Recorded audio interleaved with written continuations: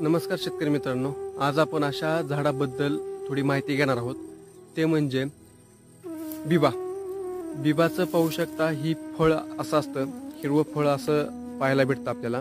नंतर पिकल्याच्या नंतर जी बिबा आपला काळा तयार होतो, तो बिबा जो आहे तो ह्या टाईपमध्ये बिबा तयार दिसतो. काजू सारखं असतं हे पाहू शकता. ह्या टाईपमध्ये बिबा आपल्याला पाहायला भेटतो.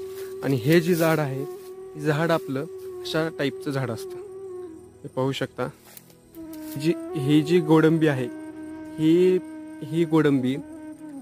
ही गोडंबी खाण्यासाठी ह्या गोडंबीला आपल्याला भाजून खावं लागतं.